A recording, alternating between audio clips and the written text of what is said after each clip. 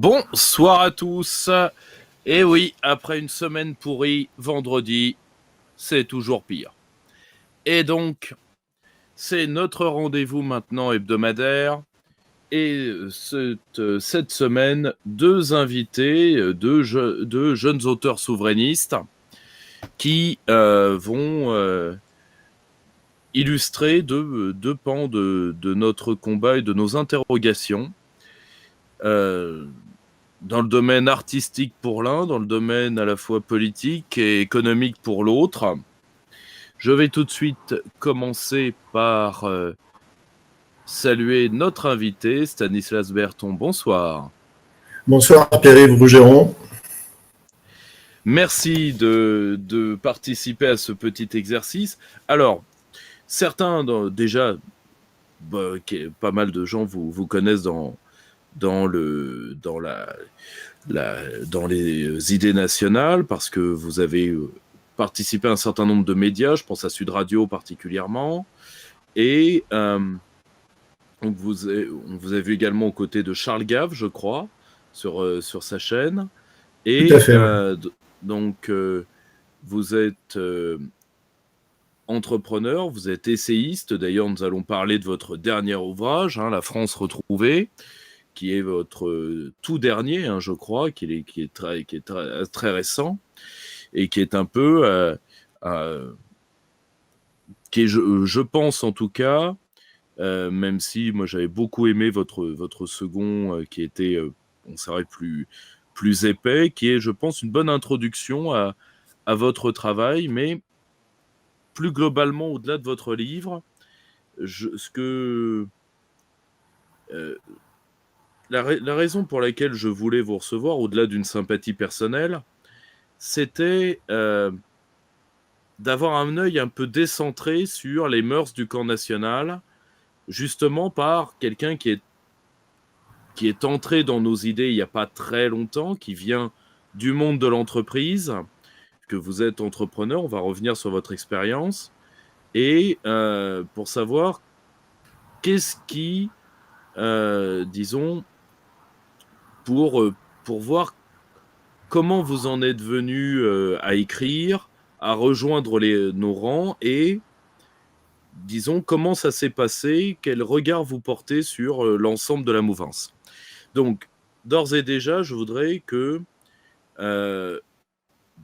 vous rappeliez votre carrière économique, parce que vous avez un profil qui n'est pas si fréquent en France, d'un entrepreneur qui, après avoir fait son entreprise, disons, se pose la question du devenir national. C'est pas si courant que ça en France, où les entrepreneurs font relativement peu de politique, en fait.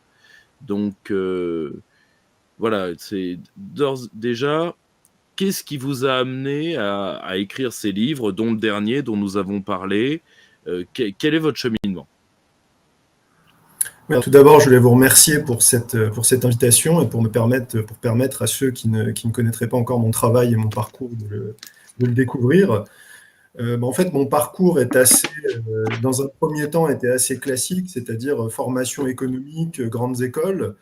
Et très rapidement, je n'ai pas voulu poursuivre, alors que j'ai plutôt à l'origine une formation économique, de partir dans le monde universitaire. Donc j'ai travaillé en entreprise. J'étais développeur commercial, donc c'était d'une activité de commercial. Très rapidement, j'ai constaté que aussi bien mon tempérament que mes projets n'étaient pas compatibles avec le statut de salarié. Donc, j'ai démissionné de mon poste équivalent, on va dire, de directeur commercial, pour créer ma propre entreprise. Donc, je suis retourné en Lorraine. Je suis très attaché à ma région d'origine. Et en fait, j'ai créé un studio de jeux vidéo à Nancy. Donc, à l'époque, c'était le premier studio de jeux vidéo indépendant en Lorraine. Et j'ai financé cette création avec une levée de fonds auprès d'investisseurs locaux qui m'ont soutenu sur ce projet. Et donc, dans ce cadre, j'ai développé un jeu vidéo qui est sorti et qui a été commercialisé dans le monde entier. Mais suite à cette expérience, je me suis posé un peu la question. J'avais quand même atteint beaucoup d'objectifs que je m'étais fixés et vécu quand même un grand nombre d'expériences, donc avant la trentaine. Et comme vous dites, je me suis posé la question de qu'est-ce qui vient après? Quel va être, je dirais, le travail qui va me mobiliser au cours des prochaines années? Et en fait, à ce moment-là, j'ai fait ce que font normalement beaucoup de chefs d'entreprise, de porteurs de projets, c'est-à-dire essayer de comprendre l'environnement dans lequel on se trouve et vers où on va. Et en fait, en faisant ce travail de manière, je dirais, assez simple, j'ai pris conscience du péril existentiel, et je pèse mes mots, qui pesait à la fois sur notre civilisation et à la fois sur notre pays. J'ai pris conscience qu'il y avait un risque immense qui pesait sur le peuple français et que ce qui était en train de se mettre en place était une nouvelle forme de totalitarisme. Et je me suis dit, qu'est-ce qui se passe? Est-ce qu'il y a des gens qui sont mobilisés contre ça? Donc j'ai essayé de regarder ce qui se faisait et j'ai été appelé personnellement. Alors ça, il y a une partie, je dirais, qui est un peu mystérieuse parce que mon premier livre, donc, qui est sorti en 2018, qui est Être français, est né d'une conversation, il est sous-titré Lettre à ma sœur, puisqu'il est né d'une conversation que j'ai eue avec ma sœur qui est partie à l'étranger. On parlait de la France, qu'est-ce que c'est d'être française, qu'elle, elle se sentait encore attachée à la France. Et elle m'a dit, je le dis, je ne révèle rien de secret puisque c'est dit dans le livre, qu'elle se sentait citoyenne du monde. Et il s'est passé quelque chose, il y a eu un déclic. Et le lendemain, je me suis mis à écrire ce livre et il y a beaucoup de choses qui sont sorties. Et ce livre, en fait, je dirais, a été une production, une création qui est venue de cette discussion. Et après, la mécanique s'est enclenchée. Donc, c'est venu comme ça. Et ensuite, il y a eu ce deuxième livre que vous avez évoqué, Le Mélacité, qui était plus un recueil d'essais. Voilà, et ça, il fait écho aussi, ce que je n'ai pas dit, à un travail que je mène depuis des années, puisque bien qu'étant dans la vie active, ayant des responsabilités de chef d'entreprise, j'ai fait ce travail, j'ai continué ce travail de recherche, ce travail d'étude, mais dans une logique transversale et indépendante, c'est-à-dire non académique. Donc le livre est le reflet de ce travail. Je m'intéresse à énormément de sujets qui tournent autour des sciences humaines et comportementales, donc économie, psychologie, éthologie, biologie et bien sûr politique. Donc j'ai à la fois ces deux dimensions, une dimension, je dirais, engagement dans ce combat pour la défense de notre pays, mais aussi un combat intellectuel qui rejoint d'ailleurs le combat politique. On en parlera peut-être au cours de cette émission, mais l'idéologie qui a gagné le monde universitaire et plus généralement toutes les institutions productrices de savoir, qui est en lui-même un problème qui pose aujourd'hui un problème politique. Donc les deux tout est lié en fait. Quand vous écrivez ce premier livre, moi j'avais déjà entendu parler de vous à ce moment-là. Ensuite, pour être très clair, la personne qui m'a le mieux parlé de vous, qui m'a le plus recommandé, c'est un camarade qui s'appelle Maxime, qui se reconnaîtra, et qui tient les clubs du mercredi. Donc la brillante association aux souverainistes de Nancy. Et moi, je vous ai donc connu par ce camarade, Maxime, qui vous a recommandé. Et donc, le premier livre que j'ai lu de vous, c'était L'homme et la cité. Et ensuite, j'ai lu votre premier ouvrage. Et ça, c'est un point que j'aimerais faire avec vous parce que vous avez une expérience que je n'ai pas. C'est-à-dire que moi, quand j'ai écrit mon premier livre, j'ai eu la chance, j'ai eu la chance. J'avais ma propre courroie dans le camp national, vu que je l'avais créé avant. Mais je me suis jamais mis dans la peau de quelqu'un qui appartient à la société civile et qui veut parler de ces thèmes qui sont les nôtres. Alors, comment vous avez été reçu et qu'est-ce que ça vous a appris sur la mouvance nationale, sur ses qualités, sur ses défauts, sur ses limites? Mais ce que ça m'a appris, c'est que la mouvance nationale, je pense j'ai l'impression qu'elle n'a pas conscience qu'elle est en guerre et C'est pas qu'elle faux, ça. n'a pas saisi l'urgence de la situation. J'ai l'impression qu'il y a deux choses. On a le sentiment, en fait, vue de l'extérieur, hein, j'entends, et pour parler uniquement du camp national, je dirais, d'une place fortifiée qui est sur la défensive. Et dans cette place fortifiée, il faut montrer patte blanche pour entrer. Donc ça, c'est la première chose. C'est la première chose. Et ça donne aussi, je pense que cette remarque, on peut la faire pour l'ensemble de la société française, c'est que euh, quand on est dans une république et qu'on a fait une révolution, j'ai le sentiment que la France est toujours une société d'ancien régime, c'est-à-dire qu'il y a des ordres, il y a des classes, il y a des baronnies, il y a des marquis, et il faut rentrer dans ce système-là. Donc aujourd'hui, c'est plus la naissance, c'est plus est-ce qu'on est noble, est-ce qu'on est du clergé, c'est quelles écoles on a fait, est-ce qu'on a fait l'ENA, est-ce qu'on a fait Sciences Po, c'est dans quelle chapelle idéologique on se trouve, est-ce qu'on est de la nouvelle droite, est-ce qu'on est des souverainistes, est-ce qu'on est lié au Rassemblement national, est-ce qu'on est un ethnopaïen ou je ne sais quoi. Donc il y a toutes ces différentes chapelles qui existent, et si, malheur à vous, si vous n'êtes pas je dirais, dans le bon tuyau, avec le bon réseau, les bons contacts, l'école qui va bien, etc. Donc ça, c'est un premier point. Mais surtout, ce qui m'a frappé, c'est que j'ai le sentiment que je dirais, on a tout le temps devant soi. C'est-à-dire que moi, je suis arrivé avec une logique d'urgence. Je constate une situation qui est très grave, qui met en péril mon avenir, celui de mes éventuels enfants, de mon pays, de la société dans laquelle je vis, que j'aime. Et j'ai le sentiment que, eh bien, il y a des gens qui ont tout le temps du monde devant eux, qui pensent, je dirais, à l'échelle électorale, c'est-à-dire oui, c'est vrai que ça serait bien de gagner une élection présidentielle, ça serait bien de prendre une mairie, de gagner des régions, etc., mais qui ne pensent pas à gagner la guerre et qui n'ont pas conscience que la montre joue contre nous et qu'il faut une mobilisation totale, générale, et il faut que tout le monde monte au créneau et qu'on n'a pas le temps, je dirais, d'attendre vraiment ce sentiment d'urgence.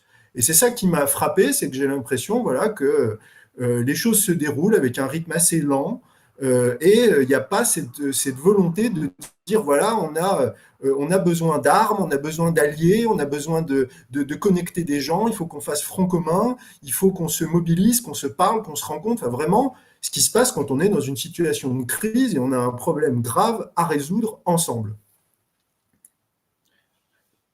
Je tenais à vous faire témoigner là-dessus parce que moi, je partage entièrement le constat. Ensuite, si vous voulez, c'est beaucoup plus parlant de la part de quelqu'un qui est arrivé quelque part que de la part de quelqu'un qui y est né. C'est bon, moi en 17 ans de métier, je fais partie des meubles. Mais c'est vrai que, et ça, nous en avions parlé ensemble, c'est vrai que je le vois avec tous les jeunes essayistes, parce que bon, moi c'est ce que je sais faire, hein, que je soutiens et que j'essaye de pousser, entre ceux qui ne veulent pas les lire parce qu'ils viennent de chez moi. Ouais. Entre ceux qui veulent pas les lire parce que c'est compliqué. Entre ceux qui veulent pas les lire parce que chacun a une bonne raison de rien foutre, parce qu'il y a toujours de bonnes raisons de rien foutre. Je vois à quel point c'est difficile. Alors, c'est déjà difficile pour des gens relativement jeunes. Nous appartenons à peu près à la même génération, je crois. Nous sommes des années 80, tous les Oui, deux c'est à peu ça. près. Voilà. Donc, c'est déjà assez difficile pour quelqu'un de relativement jeune d'entrer dans cette société qui est aujourd'hui sclérosée. Mais nous sommes arrivés à faire du camp national, c'est-à-dire d'un camp qui entend rassembler les Français, une sclérose dans la sclérose. Bon, vous me direz, il y a pire. Je ne sais pas si vous avez vu ces images fabuleuses de militants LGBT se foutant sur la tronche, place de la République, avec les antifas qui les traitaient d'islamophobes. C'était beau comme l'antique. Et vous me direz, il y a pire que la sclérose dans la sclérose, il y a la vérole qui, il y a la vérole qui bouffe la gangrène. Mais bon, c'est vrai que c'est un vrai problème chez nous. Et ça va être l'objet, d'ailleurs, un de nos objets communs dans les prochains mois, d'essayer de trouver des moyens de fluidifier le camp national assez vite parce que moi je pense, ça ne vous engage pas, hein. Moi je pense que nous allons avoir 5 ans de travail devant nous, vu que 2022 sera perdu. À cause de quoi? De Marine Le Pen. C'est très clair. Et, et pendant ces 5 ans, il faudrait peut-être se mettre à bosser. Parce qu'on va en parler par rapport à votre livre. Il est vrai qu'il y a des situations d'urgence. Avant d'arriver à votre livre, j'aimerais encore une fois un retour d'expérience de votre part. Pour vous, monde de l'entreprise, camp national, est-ce que c'est un désaccord de fond irréversible? Est-ce que c'est une incompréhension? Est-ce que c'est un désintérêt mutuel? Pour vous, comment expliquer le fait que une partie de nos idées a du mal dans les milieux des entrepreneurs à circuler? Alors, c'est une question qui est très intéressante, mais avant d'y répondre, je voudrais juste, si ça ne vous dérange pas, revenir sur deux choses importantes que je souhaiterais dire sur la Faites. problématique du camp national. Je pense qu'il y a deux problèmes de fond que j'ai identifiés et qui sont des sujets, je dirais, presque tabous. Le premier, c'est que je pense qu'il y a énormément de gens, si même la totalité, qui ne croient plus en la victoire. Et je pense que ça, c'est la racine du mal. Je pense qu'il y a Allez-y. énormément de gens qui pensent que c'est plié, que la France est perdue, que la bataille est perdue. Et du coup, il faut essayer de gérer la dégringolade, je dirais, la mieux possible. Il va éventuellement se trouver sa petite place au soleil à titre personnel, gérer une rente. Mais j'ai beaucoup de mal à rencontrer des gens qui pensent sincèrement que non seulement on peut remporter la victoire, et qu'on peut se donner les moyens de l'obtenir. Je constate une résignation et j'explique cette espèce d'apathie générale par le fait que les gens n'y croient plus en réalité, ils ont cessé d'y croire. Je pense que ça, c'est le premier poison, c'est qu'il faut retrouver des gens qui pensent non seulement que la victoire est possible, mais que la résurrection de France est possible. Et ça, ce qui m'amène au deuxième point, c'est que je pense que, y compris dans le camp patriote, il y a énormément de gens qui en réalité n'aiment pas vraiment la France. En tout cas, ou s'ils n'aiment pas la France, ils aiment davantage leur confort, leur sécurité, leur carrière. Et quand je pense que, je dirais, nos ancêtres, pour la France, pour leur patrie, pour leur honneur, ont accepté de faire des sacrifices, de prendre le risque en tant que résistants, d'être fusillés, je dirais, de prendre le risque d'être torturés par la Gestapo, de combattre le Ah, je totalitarisme connais, sous ouais. toutes ses formes, avec des risques réels. Aujourd'hui, il y a des gens qui refusent, par exemple, de parler de sujets polémiques comme la remigration, de prendre des prises de position parce qu'ils ne veulent pas perdre leur compte Twitter, perdre je dirais, le risque de créer une petite controverse électorale qui pourrait compromettre leur chance de réélection, etc. Et je pense que parmi les gens, même chez les patriotes, combien seraient prêts à accepter ne serait-ce qu'une réduction de 30% de leur salaire si ça permettait de sauver la France? Je pense qu'il n'y en aurait pas beaucoup. Et comment on peut demander à ces gens-là vraiment de se sacrifier, de faire des efforts pour sauver le pays, alors qu'un petit sacrifice, finalement, qui n'est rien comparé au sacrifice qu'ont fait nos ancêtres, ils refusent de le faire. Et je vais même plus loin. Je pense qu'aujourd'hui, s'il y avait une figure comme, par exemple, comme Trump ou comme De Gaulle qui se lèverait et qui essayerait vraiment de défendre le pays, eh bien, ils seraient nombreux, y compris chez les patriotes, à se dresser contre lui, à lui mettre des bâtons dans les roues, parce qu'il remettrait en cause les privilèges, les rentes, etc. Donc je pense qu'il y a vraiment, je dis ça pour les patriotes et pour ceux qui les soutiennent, à un moment, je pense qu'il faut commencer par savoir qui est là pour les bonnes raisons et qui est vraiment là parce qu'il veut résoudre les problèmes et défendre le pays et de nous sortir de gagner cette guerre, plus que gérer une rente et plus que, je dirais, être là parce que finalement, c'est une niche comme une autre, on aurait pu se mettre dans une autre, on s'est mis dans celle-là.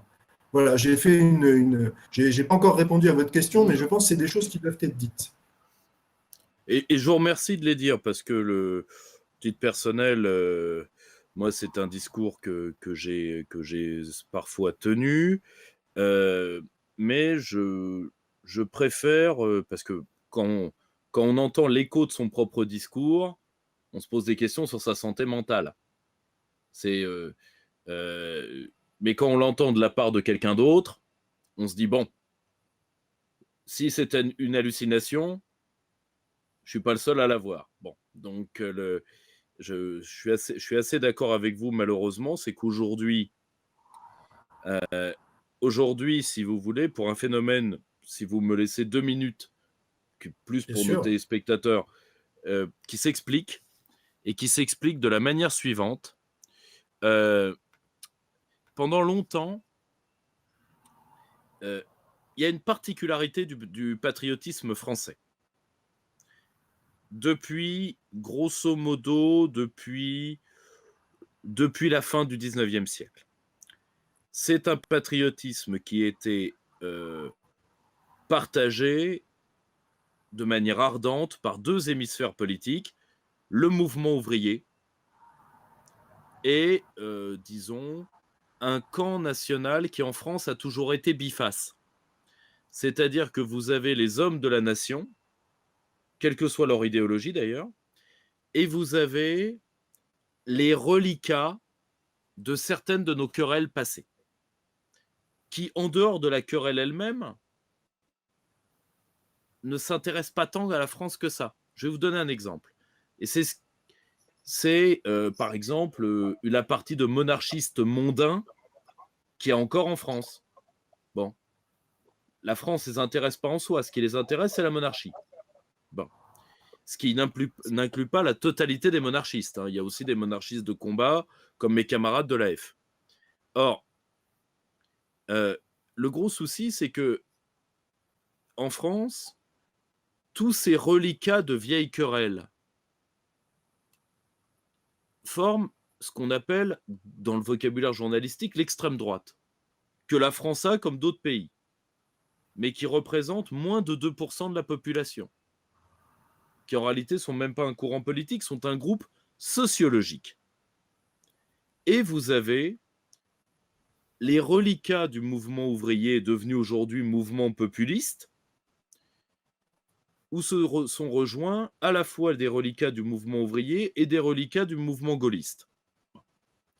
C'est eux le camp national en France. Le problème, c'est qu'aujourd'hui, à cause de la structure du Front National, à cause de la structure de la presse nationale, à cause de nos ennemis qui nous amalgament également, eh bien, vous voyez, on nous voit comme un camp univoque. Mais dans ce camp-là, vous avez des gens qui appartiennent à la droite, à l'extrême droite historique, qui eux sont dans une logique de placement, de rente, comme vous le disiez, et qui veulent avant tout exister. Et pour une fois que défendre la France peut leur donner une petite rente, alors qu'avant, ils étaient sur des micro-rentes, eh bien, ils s'enquistent. Alors vous me direz, ça n'a pas l'air si énorme que ça. Bah, malheureusement, si. Si vous faites tous les journaux du camp national, les 2 tiers sont tenus par ces gens-là. D'une large partie des sites internet, une large partie du peu de radio que nous avons, etc., etc., etc. Vous voyez? Et à partir de ça, vous avez toute une gamme de gens qui n'entendent pas gagner, qui entendent au mieux témoigner. Absolument. 15 ans de ça, et vous êtes dans la sclérose la plus complète. Alors que moi, j'espère avoir appartenu au camp des combattants dès que je suis entré quand j'avais 17 ans, 17-18 ans. Les souverainistes, qui étaient à l'époque des clans de vieux gentlemen, tous universitaires, mais étaient des hommes qui se battaient beaucoup, qui travaillaient tout le temps, ben, qui étaient très très très peu nombreux, avant 2005. 2005, c'est la grande charnière. La période 2005-2008. Là, on a vu arriver un flot de gens énormes, mais nous ne sommes pas arrivés à transformer l'essai, à cause, entre autres, de cette logique de rente. En plus de aussi d'un certain dandysme, si vous voulez, Tout le monde veut avoir sa carte du club. Moi, je suis conservateur, moi, je suis truc, etc. Alors que on parle jamais cambouis, quoi. C'est-à-dire comment on reprend des terrains. Parce que ça, nous nous sommes dit en privé, mais je vais assumer cette parole en public, la plupart des combats que le camp national a perdus, je vais vous donner un exemple sur les universités, sur des tas de trucs, ce ne sont pas des combats qui ont été perdus, ce sont des combats qui n'ont pas été menés. Nuance, nuance de taille. Parce qu'après, on se fait un film, un mythe de, vous voyez, les trotskistes sont partout, derrière, voyez, derrière chaque pied de table, il y a un trotskiste embusqué, ils sont trop forts, on a dû partir. Non, ils sont pas trop forts, on n'a pas dû partir. On n'est pas entré sur le terrain. Et donc, ils l'ont occupé. Bon, ça veut pas dire qu'ils sont forts, ça veut dire qu'on est nul. Nuance. Nuance. Nuance de taille. Voyez. Mais je vous remercie beaucoup d'avoir dit ça, parce que je pense que ça devait être entendu. Oui, et Et compléter, si je puis me permettre ce que vous venez de allez-y. dire, je pense qu'il y a un gros problème qui est lié, je pense, à la culture en France, qui est ces refus de la politique des talents. Quand vous êtes chef d'entreprise et que vous réfléchissez un petit peu et que vous creusez sur les questions managériales et tout ça, vous tombez sur ce qui s'appelle une logique de Pareto, c'est-à-dire qu'on sait que dans n'importe quelle organisation, il y a 20% des gens qui font 80% du travail, et au sein de ces 20%, il y a 1% qui tire tout le reste, en réalité. Et le problème qu'a la France, et d'autant plus le camp patriote, c'est que ces talents-là, on les fait fuir. Je dirais les talents, ce type de talent fuit la France en général et fuit d'autant plus tout ce qui touche, je dirais, pour ne pas parler de politique, mais de la vie de la cité. Parce qu'on vous l'a peut-être dit, je dirais, par le passé, si tu es brillant, si tu es intelligent, surtout ne t'occupe pas de politique. Oui, Donc, bien sûr. le résultat, il ne faut pas s'étonner, on comprend pourquoi la France est dans l'état dans lequel il est. Alors qu'on a, à l'inverse, des pays, je pense à la Chine, je pense à la Russie, je pense à Israël, je pense à l'Angleterre ou même aux États-Unis par certains aspects, où les élites politiques engagées dans la vie de la cité, que ce soit dans le renseignement, que ce soit l'armée, que ce soit dans l'administration, sont les gens les plus brillants que la société a de meilleur à offrir. Donc ça, c'est un échec collectif. Et pour revenir à ce qui était votre première question, heureusement pour, je dirais peut-être pour la France, que je suis quelqu'un de tenace, parce que tout ce qui est fait, la culture, la façon dont le camp patriote est structuré, ne peut que faire fuir les gens. Je veux dire, il y a vraiment il y a un côté repoussoir et il faut, je veux dire, c'est un vrai problème de culture, alors qui est vrai pour le camp patriote, mais qui est vrai aussi pour les entreprises, pour la façon dont on recrute et la façon dont la société identifie les gens qu'elle va porter à des postes de responsabilité, etc. Mais ça, c'est un autre sujet. Mais je pense qu'il y a vraiment, et ça, c'est l'avantage qu'ont les anglo-saxons sur nous. Les anglo-saxons, que ce soit les Allemands, les Suisses, les Américains, ont cette culture du talent que nous, d'ailleurs, on avait autrefois en France. Hein, quand, par exemple, si vous regardez les chroniques médiévales, il y a des exemples nombreux de gens qui viennent du fin fond de la France et qui sont repérés par l'abbé du coin et qui terminent cardinal ou pape ou à servir un empereur, etc. Donc, il y avait vraiment cette, je dirais, cette politique de détection du talent. Et pour moi, c'est ça qui fait la vie d'une société. Une société qui n'est pas capable d'identifier, de former et de placer au poste les 20% de la population qui est vraiment la locomotive et qui tire tout le reste, c'est une société qui ne peut que s'effondrer. Et je pense que c'est ce qui est en train de se passer en France aujourd'hui. C'est en vous entendant, et parce qu'en réalité, le système de détection et de renouvellement d'élite a été assez performant en France jusqu'à une date assez récente. Oui, Ce que vous absolument. disiez, ce que vous disiez du rôle de l'Église dans la détection d'élites paysannes, c'est l'école de la Troisième République qui a fini par le faire. Et qui l'a Absolument. fait jusqu'au certainement jusqu'à la réforme Abi. Donc, c'est Giscard. Bon, vous n'étiez pas né, moi non plus. mais nos pères, si. Bon, en tout cas, le mien il est de 48. Donc, Le mien est de si vous voulez, 49. Donc. voilà. Donc, si vous voulez, c'est assez, c'est assez, comment dire, c'est assez récent, mais c'est vrai que il y a eu pour reprendre le terme que je trouve excellent du philosophe, d'un philosophe canadien que j'aime bien, il y a eu une médiocratie qui a pris le pouvoir en France, qui a pris le pouvoir dès les années 70 et qui euh, est redoutable dans l'exercice du pouvoir. Redoutable. Parce qu'elle gouverne mal, mais elle se défend très bien, pour une raison. C'est que je pense que la médiocrité politique forme des hommes qui sont habitués à faire deux choses. Habitués à détecter et habitués à se coaliser. C'est-à-dire que l'homme médiocre détecte immédiatement celui qui ne l'est pas, et les hommes médiocres savent se coaliser contre celui qui ne l'est pas. Absolument.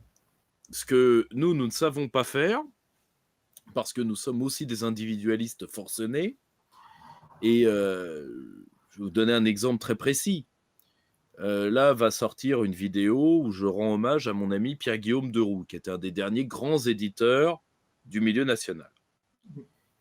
Ce qui a perdu Pierre-Guillaume d'un point de vue économique, c'est qu'il voulait faire de la grande édition littéraire et politique comme le faisait son père, mais avec les mêmes méthodes. Or, il avait le génie de son père, de très très loin. C'est un homme qui a fait des coups d'édition dès qu'il a eu 19 ans. Non. Mais il pensait que l'homme de littérature, que le grand éditeur était un homme seul. Ce qui était possible avant. Or, la meute l'a eu largement.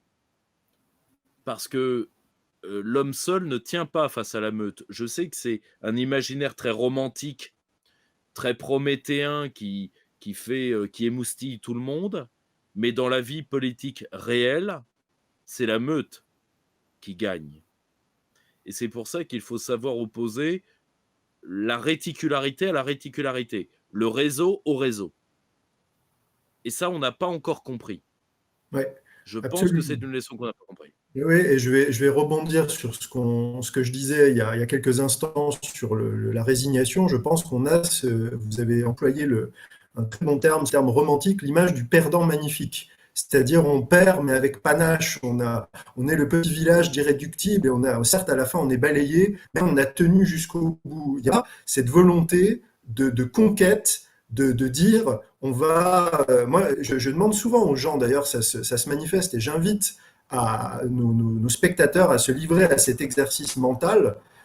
Projetez-vous en tant que patriote, quelles seraient les responsabilités que vous aimeriez exercer à l'avenir. Ne soyez pas juste passif.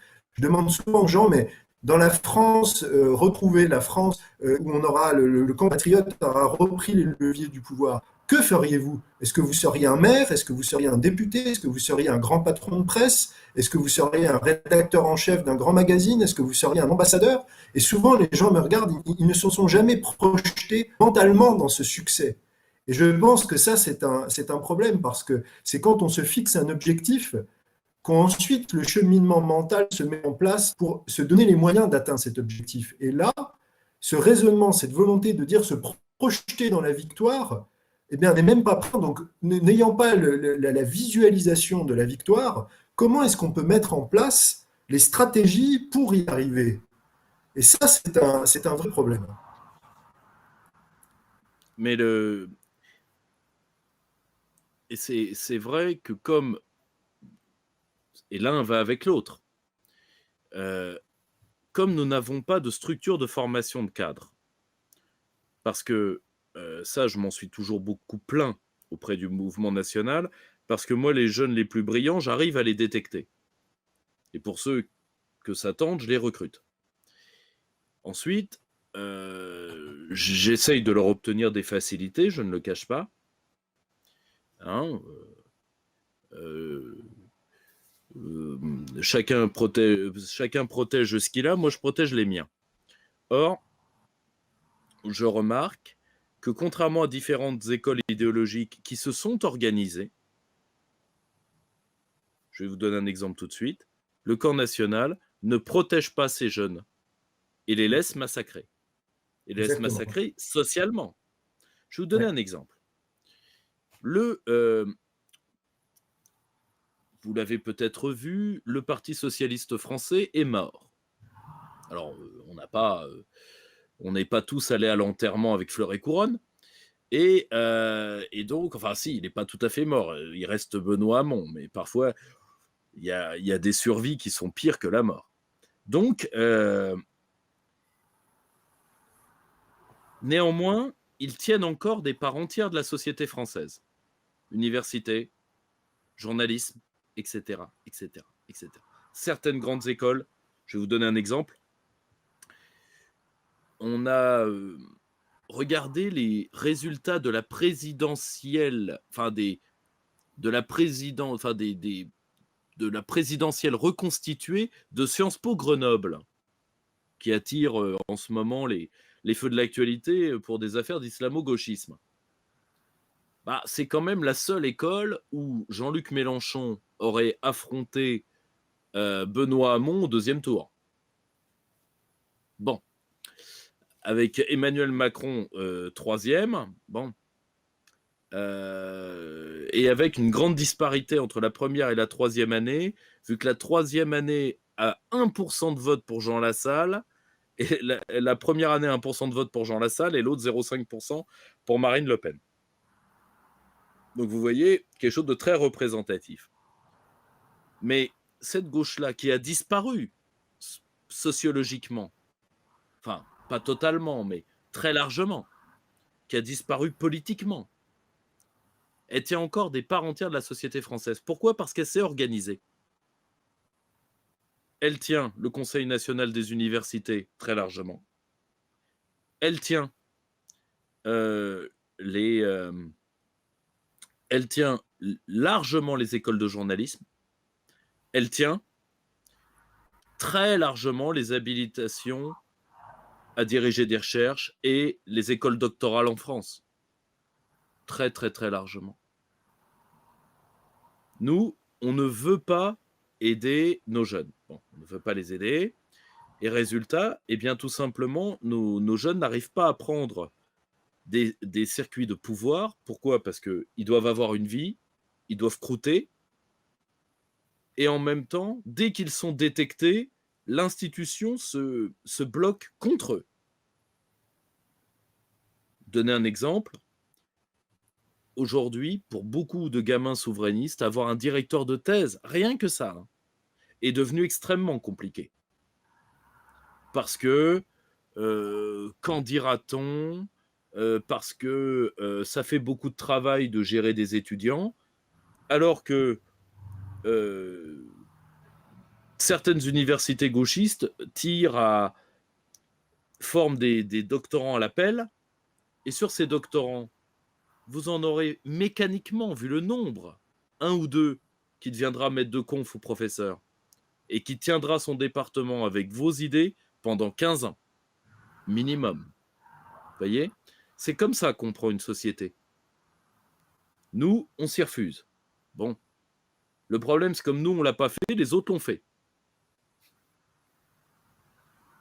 Mais je voudrais rajouter sur cette partie, vous avez absolument raison, je partage le diagnostic. Je pense que la grande force de la gauche, c'est d'avoir été imbibé dès le départ par cette pensée guerrière. C'est-à-dire, et je pense notamment à l'apport du trotskisme ou par la suite du maoïsme, où il y a dès l'idée une réflexion militaire sur l'approche de la conquête de la société, ce qui est globalement assez absent de notre réflexion. Et on voit que, par exemple, ceux qui ont organisé mai 68, etc., lisaient le petit livre rouge de Mao.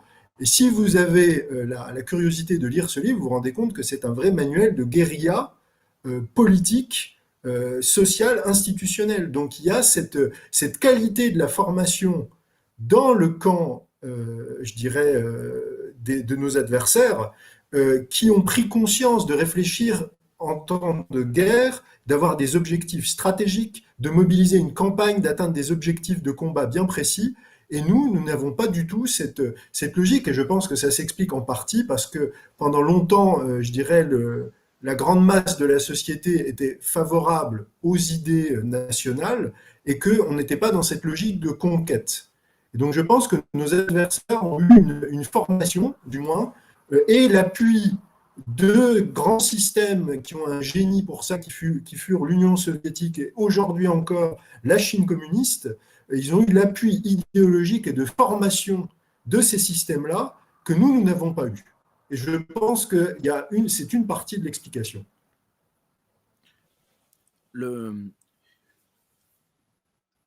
C'est d'autant plus... comment dire ? J'en parlais avec une des personnalités, un des intellectuels assez intéressants, qui est un historien, qui est un grand ponte de Paris 4, qui est un homme qui a une œuvre, qui travaille énormément avec ses étudiants, et qui me l'expliquait, qui me dit, tu sais Pierre-Yves, à l'université, nos adversaires, ils sont ce qu'ils sont. Mais quand il faut faire des trucs chiants, comité du personnel, etc., des trucs chiants, ben ils y vont. Les nôtres, ils y vont pas, parce qu'ils ont une mentalité grand seigneur. Ils disent, moi, tout ceci ne sert à rien. Si, ça sert à occuper la place. C'est simple.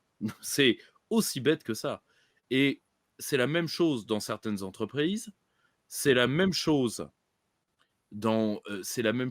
politiquement, et à la fin, à cause de ce système bloqué dont nous ne voulons pas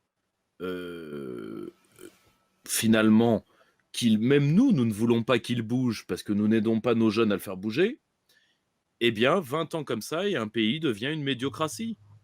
Dans le cadre de la France, ça va faire 40 ans de liquidation d'élites légitimes, ce qui est énorme. Avec un petit bémol, parce qu'il ne faut pas... Et peut-être l'avez-vous remarqué, avant qu'on passe à la deuxième partie sur votre livre. Est-ce que vous avez remarqué, Stanislas, que quand on shoot dans une poubelle en France, il y a quelque chose d'extraordinaire, on trouve des mecs extraordinaires. Je vais vous donner 2 exemples. Après la défection et de Jean-Luc Mélenchon et de Jean-Marie, de Marine Le Pen, lapsus révéla ô combien les révélateurs, sont nés les Gilets jaunes. C'est-à-dire la reconstitution par les bases d'une alliance de classe que le système a empêché de se faire. Dans les Gilets jaunes, les premiers Gilets jaunes, pas ceux qui ont été digérés par le showbiz et le gauchisme plus d'1 an plus tard, après la répression policière. Vous aviez des gens extraordinaires. Regardez le Covid. Il n'y a qu'en France où le Covid a permis de révéler des Toussaint, des Raoult, des Perron, comment il s'appelle ce mec adorable de Réinfo Covid, merde. Louis Fouché peut-être. Louis Fouché, merci ô oracle de suppléer à mes inconsistances. Et Louis Fouché, etc., c'est que dès qu'il y a un problème de société en France, on trouve, et c'est pas le cas partout. Moi, j'ai des correspondants un peu partout. En tout cas, c'est plus le cas dans beaucoup de pays occidentaux. Dans beaucoup de pays occidentaux, là, par exemple, si vous voyez le problème de la religion covidique, les mecs, ils avalent et ils la ferment. C'est terrible, d'ailleurs. C'est terrible. Mais en France, il y a toujours des réfractaires. La seule chose, et c'est ça qu'on se demande, c'est comment ces gens-là, parce qu'ils existent, comment ça se fait que ces gens-là n'arrivent pas à être représentés politiquement. Vous voyez, est-ce que c'est un problème de système ou est-ce que la France ne crée plus d'élites? Moi, je pense que c'est un problème de système. Parce que je pense que la France crée des élites, mais qui acceptent ou qui n'ont pas le choix, mais elles restent au service de la société dans différents corps, entreprises, santé, armée, ce que vous voulez, et elles acceptent ou sont contraintes de ne pas prendre le pouvoir. Qu'est-ce que vous en pensez? Je suis entièrement d'accord avec vous et votre constat est celui que je partage, qui est d'ailleurs une des raisons pour laquelle j'ai encore confiance en l'avenir. Quand dans son appel à la résistance, De Gaulle dit des forces immenses n'ont pas encore donné, il pensait aux États-Unis. Moi, Tout je à pense fait. que les forces qui n'ont pas donné en France, ce sont ces talents que je suis d'accord avec vous, qu'on trouve sous chaque caillou, dans chaque ville. Il suffit juste de chercher. Et d'ailleurs, j'ai consacré dans L'Homme et la Cité un grand essai là-dessus, là, sur la question des surdoués. Et je dis que la France est la patrie des surdoués. Et c'est une clé qui est très intéressante parce que le profil du surdoué est très intéressant, même politiquement. Ce n'est pas juste une question psychologique parce que le surdoué a le défaut de ses qualités.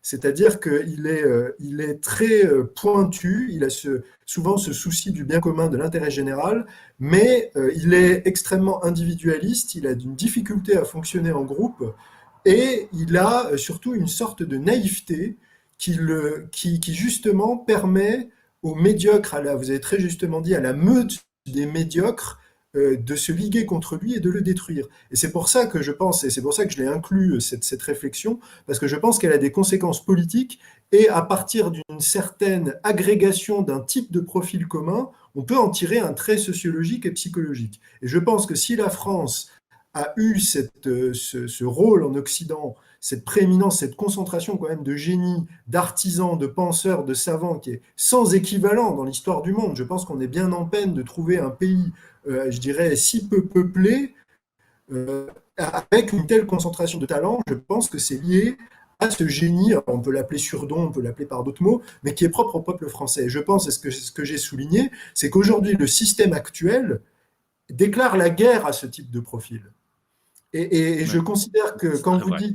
quand vous dites qu'on doit protéger les nôtres, moi je suis entièrement d'accord avec vous, hein, c'est aussi ma philosophie en tant que chef d'entreprise, en tant que leader, il faut protéger les siens, il faut les protéger, il faut protéger ces surdoués français qui sont en train de morfler, qui sont en train d'être harcelés, et ça commence même à l'école avec des fois des conséquences Bien sûr, tragiques. bien sûr. Donc c'est aussi ce combat pour préserver ces talents français, cette sensibilité, ce génie qui est étouffé, qui est combattu, mais c'est aussi ça qui me donne encore confiance en l'avenir. Et je dis, et c'est ce que j'appelle à faire dans mes livres, c'est que si on arrive à créer un cadre institutionnel, à porter au pouvoir les bonnes personnes qui vont être capables de canaliser ces talents et de leur permettre de donner le meilleur d'eux-mêmes, la France va retrouver sa grandeur, va retrouver son prestige, elle va faire des étincelles. Et c'est ça que n'arrivent pas à voir ceux qui sont résignés. Ils n'arrivent pas à voir qu'on peut faire un judo et on peut retourner la situation. Et ils n'arrivent pas à percevoir parce qu'ils ne comprennent pas en réalité la France. Ils ne voient pas ces forces qui sont en dormition et qui peuvent jaillir d'un coup pour nous aider à retrouver notre grandeur. Alors justement, la France retrouvée, nous allons en parler. Vous me permettez juste une petite annonce. Euh, alors, mes chers camarades, n'oubliez pas que bientôt vous allez pouvoir poser des questions à notre invité. Si cette émission vous plaît, si vous voulez nous soutenir, n'oubliez pas Tipeee Stream, n'oubliez pas notre page Tipeee, n'oubliez pas les dons sur la page du Cercle Aristote. Pour ceux qui veulent faire un petit moment de lecture, voyez nos dernières sorties. Et n'oubliez pas de nous suivre. Alors, sur Twitter et sur YouTube, où nous serons peut-être un jour censurés, sur Gab, sur Telegram et sur où est-ce qu'on est encore? On multiplie les adresses. Sur VK et sur ta ta ta ta ta ta. Bof, ça me reviendra. Donc, n'oubliez pas de nous suivre et de nous suivre en direct au cas où nous serions effacés, comme comme l'ont été nos camarades de François, à qui j'envoie toute mon amitié, vu que le patron de François a été mon invité il y a 2 semaines et que j'apprends que on a liquidé leur chaîne dans la nuit. Hein. Je remercie Maurice Clavel disait « Messieurs les censeurs, bonsoir », et bien « Messieurs les censeurs, bonne nuit ». Donc, voilà, nous allons parler de votre dernier ouvrage, Stanislas, donc La France retrouvée. J'aimerais avant tout que vous nous disiez où peut-on trouver vos ouvrages. Hein, de toute façon, ce sera remis dans la présentation de cette vidéo, mais ça va mieux en le disant. Dites-nous. Oui, alors, on peut le trouver comme tous mes ouvrages, donc en ligne sur Amazon. Alors, je sais qu'il y a de nombreux patriotes qui sont réticents à financer Amazon, c'est très légitime, mais ce mode de fonctionnement est très utile pour les dissidents et les patriotes. Renaud Camus l'utilise également. Donc, je les invite je dirais, à dépasser peut-être certaines appréhensions qu'ils peuvent avoir. C'est un canal très utile. Par ailleurs, pour ceux qui ne voudraient vraiment pas passer par ce biais, vous pouvez retrouver ces livres en vente dans des librairies partenaires qui sont la Nouvelle Librairie à Paris, que nous saluons, et la librairie Les Deux Cités à Nancy, que nous saluons également. Et j'en profite pour dire à tous les patriotes et tous les amoureux de la France qui sont dans le Grand Est de se rendre dès que possible dans cette librairie qui est un lieu exceptionnel en France et dans le Grand Est en général. Oui, et tout à fait, le camarade Sylvain Durin, que nous saluons. D'ailleurs, même si je crois qu'ils n'ont pas encore ou qu'ils n'ont pas vos ouvrages, je salue également nos amis qui ont tous les ouvrages du Cercle Aristote, la librairie Vincent, notre camarade Vincent, la librairie du Ken à Paris et la librairie française de Thibaut de Chasset. Donc, maintenant qu'on sait où les trouver, je vais vous dire ce que j'ai pensé de La France retrouvée. On va commencer par le dernier, le plus récent, parce que je pense que pour quelqu'un qui veut vous découvrir, c'est l'ouvrage le plus utile. Parce que, premièrement, il se lit bien, il se lit vite, relativement vite. C'est un ouvrage programmatique, mais qui n'a pas le défaut des ouvrages programmatiques. Parce que le problème des ouvrages programmatiques, c'est d'être souvent des inventaires à la Prévert où il n'y a pas de plan directeur. Là, vous avez des idées articulées. Mais pour parler du projet de la France retrouvée, c'est la France retrouvée par rapport à une France qu'on aurait perdue. On est d'accord. Bon. Absolument. Je voudrais savoir, c'est une lapalissade assez facile, hein, mais j'aimerais que, parce que tout appel à un sursaut est un appel à un sursaut par rapport à une menace. Pour vous, Stanislas, quelles sont les menaces qui pèsent sur la France? Alors, Et si vous pouviez juste aussi, mon cher, les hiérarchiser, si c'est possible. Ouais, alors oui, je vais les hiérarchiser. Alors en ce cas, c'est très intéressant parce que je vais le dire dans l'autre sens. Je pense que de manière générale, il y a une guerre qui est menée au peuple français. Alors le terme est galvaudé, on dit guerre, mais il faut que nos auditeurs le comprennent, c'est qu'aujourd'hui, la guerre n'est plus une guerre qui est menée essentiellement par des moyens militaires. On n'est plus dans la logique on a des bombardements, des chars qui défilent sur les Champs-Élysées, des soldats qui occupent. Aujourd'hui, la guerre est une guerre menée essentiellement par des moyens indirects qui visent à détruire la société de l'intérieur, à détruire les résistances qui pourraient exister, les résistances sociales, philosophiques, pour que la société s'effondre et à la limite, il n'y a plus qu'à donner la dernière pichenette pour que tout s'effondre et on arrive et on rentre comme dans du beurre, si j'ose dire. Donc je pense que s'il y a une première menace, c'est cette guerre qui a été théorisée, qui s'appelle la guerre hors limite, qui vise à détruire les nations occidentales de l'intérieur.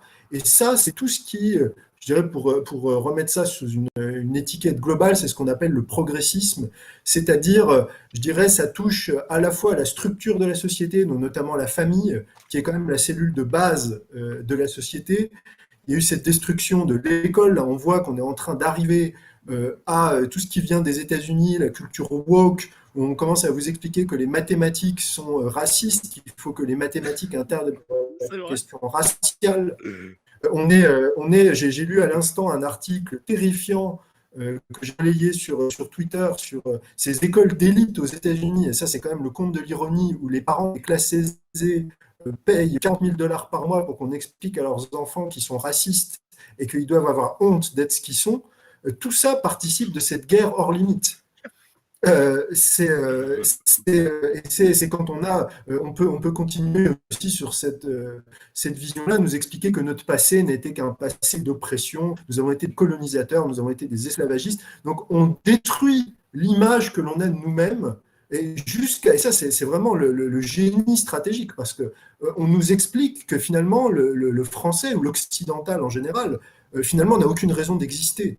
Je veux dire, la plus simple à faire, ce serait presque qu'on aille tous se suicider et on rendrait service à la Terre entière. Et vous voyez, ça, pour moi, si vous voulez que je hiérarchise la limite, les menaces, c'est cette menace-là, c'est-à-dire qu'on arrive à nous dégoûter de nous-mêmes et à nous faire douter du bien fondé de notre propre existence. Ça, c'est une menace qui est insidieuse parce qu'elle refuse la société dans son ensemble. C'est pas un ennemi, ça passe par l'université, ça passe par les médias, ça passe par un ensemble de choses. Donc ça, c'est, je dirais, la menace principale.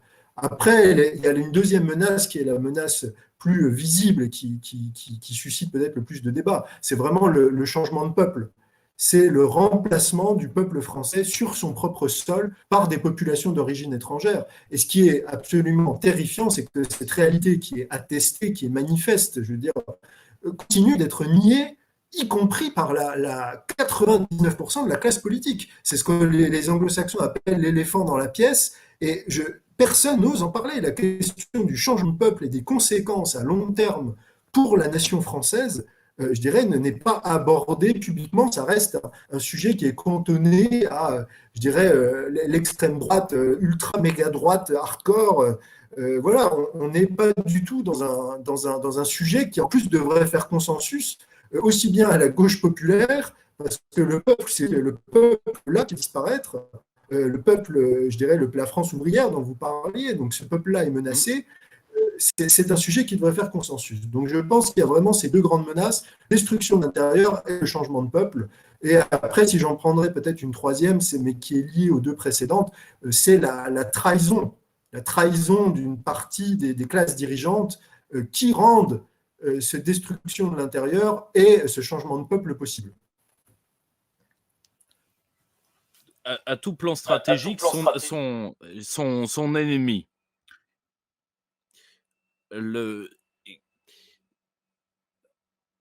C'est très drôle ce que vous disiez, parce qu'il est vrai qu'on nie, par exemple, le changement de population politiquement, alors que quand vous faites une étude sur l'immigration, dans les rangs de la gauche et même de la gauche radicale, vous vous rendez compte de quoi? Bah, il y a au moins un électeur sur 2 de Jean-Luc Mélenchon à la dernière présidentielle qui pensait qu'il y avait trop d'immigrés. Ce qui veut dire que là où le brouillage est systémique, les catégories sociologiques sur lesquelles se porte ce brouillage ne sont pas aussi aveugles qu'on veut bien le croire. Et d'ailleurs, elles le craignent, elles ne formulent peut-être pas de la même manière. Je vais vous donner un exemple. Pour moi,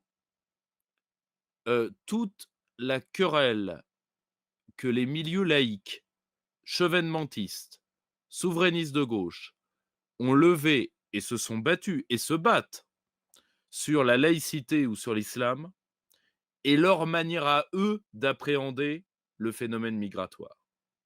Leur manière à eux de le faire. Tout simplement parce qu'ils sont,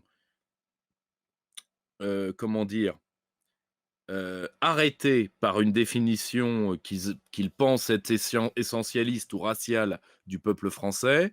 Et ils disent là, on ne peut pas y aller parce qu'ils n'ont pas si vous voulez, c'est non possumus.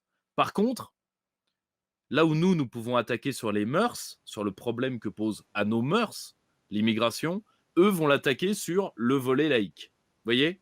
Mais ça veut dire que le phénomène est perçu, le phénomène est perçu à peu près par tout le monde. La seule chose, c'est qu'on refuse de le voir dans sa crudité et dans sa globalité. Donc, avant de passer aux questions, pour vous, si vous deviez prendre par rapport à la France retrouvée, 2 ou 3 angles par rapport à ces menaces-là, à ces menaces principales, telles que vous l'expliquez dans le livre. Quels angles vous prendriez pour résumer votre pensée à quelqu'un qui ne vous connaît pas? Je pense que je vais peut-être surprendre vos auditeurs et m'aventurer sur un sujet qui est un peu périlleux, mais je pense que Faites donc. il est la clé de tout. Et ça a été, je le livre parce que ça a été le fruit d'un long processus. Je pense que c'est retrouver notre identité. Parce que je pense que c'est la clé de Mmh. tout. Et je pense que, de manière générale, le religieux a été complètement évacué de la pensée contemporaine. C'est presque un impensé, alors qu'en réalité, c'est la clé de tout. Et je ne suis pas loin de penser aujourd'hui, plus j'avance dans ce sujet, qu'en fait, tout le politique n'est en réalité que du religieux, ou à peu de choses près. Et donc, je pense que retrouver l'identité chrétienne de la France, et je vais même aller plus loin que ça, retrouver la notion du bien et du mal, et employer un vocabulaire qui n'est plus du tout utilisé, même peut-être par les ecclésiastiques eux-mêmes, qui fait l'œuvre de Dieu et qui fait l'œuvre du diable. Et quand on parle de diable, on a cette vision caricaturale du monstre fourchu avec les cornes et voilà la fourche. Mais en fait, le diable, qu'est-ce que c'est? C'est le mensonge, c'est la falsification. Et c'est ça, cette réalité. Aujourd'hui, et c'est ce que je dis, le diable, il vous entoure. Vous vivez dans le mensonge, vous vivez, les valeurs sont inversées. Et ça, c'est l'œuvre du diable. Et je pense que la société ancienne était plus armée psychologiquement pour, je dirais, pour appréhender cette réalité. Parce que derrière la religion, il y a juste des concepts qui permettent la survie d'un groupe. Et je pense que c'est ce qu'on appelle, alors je vais être un peu technique, mais en psychologie, c'est ce qu'on appelle des heuristiques. Ce sont des raccourcis mots qui permettent de juger rapidement les problèmes. Et la religion, c'est ça en réalité. Quand on vous dit ça, c'est le diable, vous comprenez que c'est mal. Ça, c'est Dieu, ça veut dire que c'est bien. Et ce sont des raccourcis qui sont utiles. Et je pense qu'aujourd'hui, on a réussi, et je pense que les adversaires de la France ont réussi à faire de la question religieuse, je dirais, la province, comme vous avez dit, d'une petite minorité de chrétiens qui sont déterminés, etc. Alors en fait, la question de l'identité chrétienne de la France, c'est un sujet politique qui doit concerner tous les patriotes. Ça n'a rien à voir, même à la limite, avec la foi personnelle, c'est un sujet politique. Et l'identité chrétienne est la clé de tout, parce qu'elle est la clé de la corruption des élites, parce que si vous ne croyez pas en Dieu, c'est ce que dit Dostoïevski, alors tout est permis. C'est la clé, c'est la clé de la question de l'islam. Si on était une vraie société chrétienne, la présence d'une population massivement de culture musulmane ne se poserait même pas. Donc ça, c'est un point. C'est un point sur le plan, je dirais, social. La dissolution de la culture, de l'identité française n'est pas possible dans une société où les références chrétiennes communes sont partagées. Et pour terminer, il y a même cet équilibre de justice sociale, je dirais ce qu'on appelait autrefois le paternalisme je dirais, des grands industriels, etc., la charité chrétienne, et c'est cette belle vision qu'on retrouve notamment chez saint Paul, qui dit que il y a pas des membres impurs du corps, les pieds, les oreilles, les yeux font partie du corps. Tous les membres de la société font partie du corps social. Et donc je pense qu'il y a tout, et je ne peux qu'inviter je dirais les patriotes à surmonter leurs préjugés vis-à-vis de la religion chrétienne et de ne pas penser que c'est un discours, je dirais, passéiste, obscurantiste et connoté à une certaine, je dirais, partie de la droite conservatrice catholique traditionnelle. Je pense que c'est un sujet qui concerne en réalité, le catholicisme est une question de souverainisme. Alors, ce sera peut-être l'objet d'un prochain débat entre vous et moi, mais parce que là, sinon le public va m'écharper si je ne les laisse pas vous passer à la question. Mais d'ailleurs, ça a choqué beaucoup de gens et ça en a réjoui beaucoup d'autres. Je suis passé il n'y a pas longtemps sur une chaîne évangélique, qui s'appelle NTD, qui est une chaîne évangélique américaine, américano-taïwanaise, parce qu'ils voulaient qu'on parle du progressisme. Et puis à un moment, mademoiselle ou madame Ling, qui était adorable intervieweuse, me dit vous voyez, il y a beaucoup d'Américains qui retournent vers la Bible. Et elle sait, parce que dans son esprit à elle, les Français sont des mécréants par rapport aux Américains. Et elle attendait un peu inquiète ma réponse. Et je lui ai dit, grosso modo, vous savez, mieux vaut retourner vers la Bible qu'aller vers Hanouna. Et ce qui est une manière de voir les choses. Mais d'un côté, on est d'accord ou pas, mais je comprends tout à fait votre angle. Et peut-être que ça va pouvoir nourrir les questions, puisque là, l'heure avance, mon Dieu. Oracle, Oracle, es-tu là? Oracle? Ah, Oracle est en Oui, grève. bonsoir Pierre-Yves Rougeron et bonsoir Stanislas Berton. Alors tout d'abord, nous devons remercier les tipeurs Mathieu qui nous dit c'est une contribution bien modeste, mais j'espère qu'elle sera utile à notre cause. Encore merci pour votre travail. Et nous remercions également le tipeur Phil Drug qui n'a pas laissé de message. Alors nous avons une question de Cercamon. Le problème ne serait-il pas également une absence de mystique patriote? Il fait référence à Peggy et la mystique républicaine. Il n'entend pas ici un irrationnel délirant, mais plutôt la mystique des résistants. Et ça, Non, je suis entièrement d'accord. J'ai consacré, alors à la fois dans mon précédent livre, L'homme et la cité, un essai justement sur cette rationalité. Et sur mon site, j'ai fait découvrir en France un livre extraordinaire que je conseille. Alors, c'est très très dense, il existe qu'en anglais, qui s'appelle Le maître et son émissaire, sur la pensée issue du cerveau gauche et la pensée issue du cerveau droit. Et la thèse que je résume très rapidement, c'est que en fait, il y a eu une prise de contrôle de l'hémisphère gauche de l'évolution de la société occidentale, c'est-à-dire l'analytique, le verbal, au détriment de la pensée holiste, intuitive de l'hémisphère droit, qui passait notamment par la religion, par l'art, par la connexion au monde naturel. Donc c'est un livre très érudit, passionnant, qui m'a aidé à prendre conscience justement de la nécessité du sentiment religieux. Et je pense en effet qu'il manque aujourd'hui cette mystique qu'on retrouve chez des penseurs comme Peggy, mais je pense que de manière générale, ce qui manque aujourd'hui, c'est une transcendance, c'est sortir de soi, et c'est cette capacité à, je dirais, servir quelque chose qui est plus grand que nous. Alors on l'appelle la France, on l'appelle Dieu, on l'appelle, ça peut être même à une échelle beaucoup plus modeste, sa famille, sa lignée, mais je pense que c'est ça qui fait défaut aujourd'hui.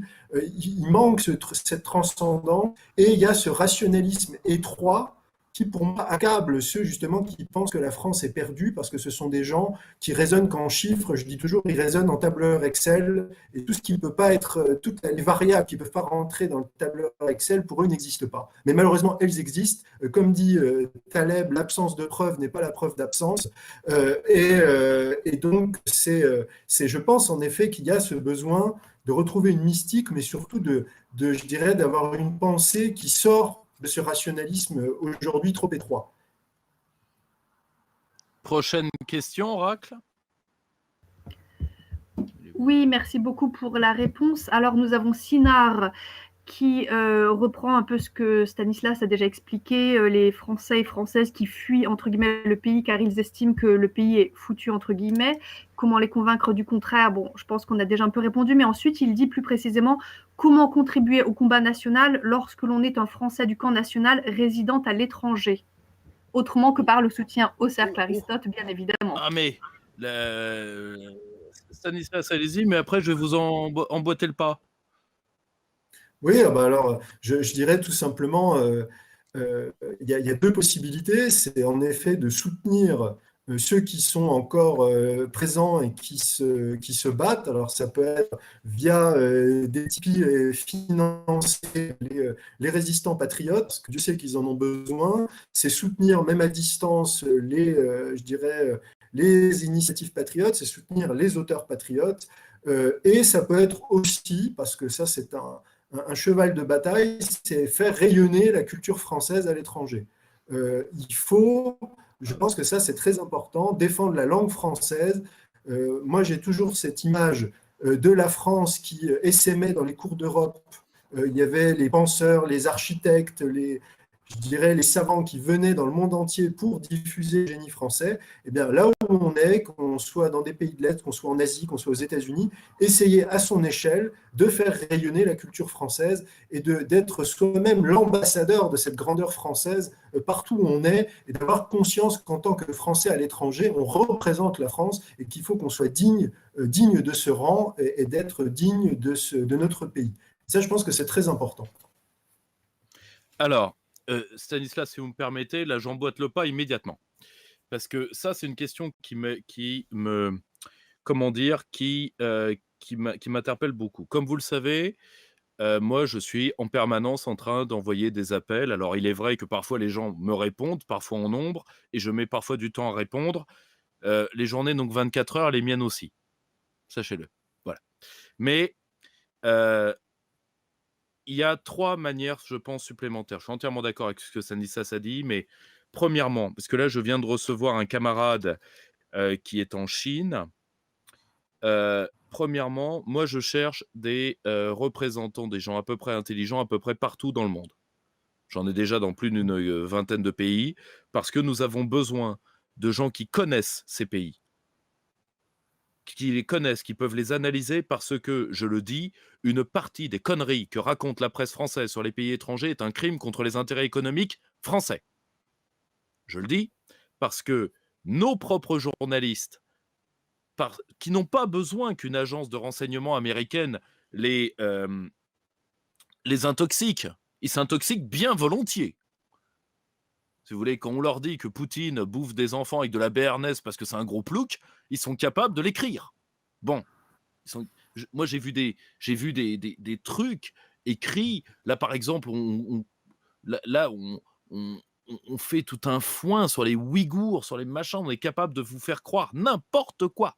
Or, je pense premièrement que nous avons besoin de gens qui connaissent le terrain et qui sortent de l'isolement, parce que vous pouvez créer au sein des diasporas françaises qui sont aujourd'hui nombreuses, vous pouvez créer des groupes et des groupes mobiles. Nos expats sont des poulpes, souvent. Je mets de côté une part assez pourrie de nos expats qui, je pense, nuisent à l'image de la France à l'étranger. Je le dis. Moi, ce que j'ai vu en Asie du Sud-Est, parfois, m'a estomaqué. Mais il y a aussi, et c'est la grande majorité des gens très bien, qui sont seuls, souvent d'ailleurs qui s'ennuient plus qu'ils ne le disent. Ça ne veut pas dire qu'ils n'aiment pas les pays. Ça veut dire que, surtout quand vous ne parlez pas la langue ou quand vous ne la maîtrisez pas complètement, on s'ennuie assez vite. Bon, ça, je parle d'expérience. Or, vous pouvez créer des groupes et relayer tout ce que nous faisons pour persuader les expats, premièrement. Deuxièmement, vous pouvez servir les intérêts économiques français en nous donnant des informations et des analyses,